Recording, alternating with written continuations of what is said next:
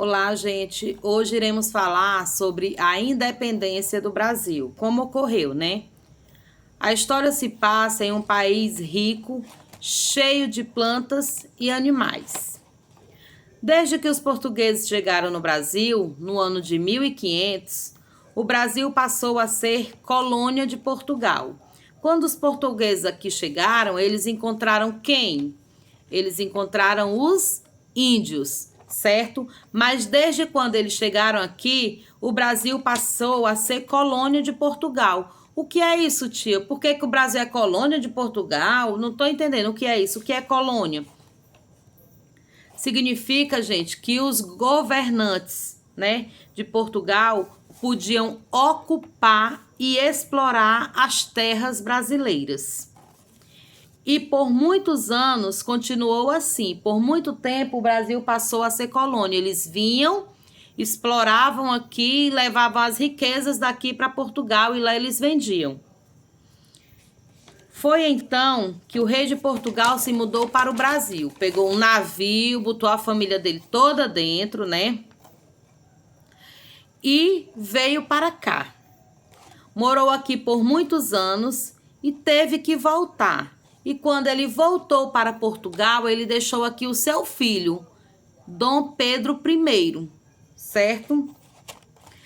Esse príncipe gostava muito, gente, muito mesmo do Brasil e das pessoas também que aqui estavam. E as pessoas também gostavam muito, muito de Dom Pedro I, certo? Então Portugal passou a ter o quê? Conflitos.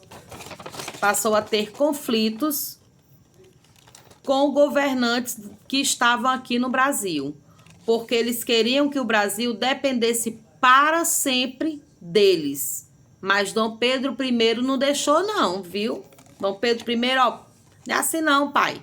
Certo? Mesmo ele sendo filho dele, que na época ele ainda era uma criança, quando Dom Pedro voltou para Portugal, que deixou Dom Pedro I aqui, ele não era uma criança, mas ele era uma pessoa decidida. E por ele não achar certo isso, ele não concordava que o Brasil, por ser um país tão rico, continuasse dependendo de Portugal. E começou uma luta para mudar isso. Então, no dia 7 de setembro, Dom Pedro I foi à margem de um rio chamado Ipiranga.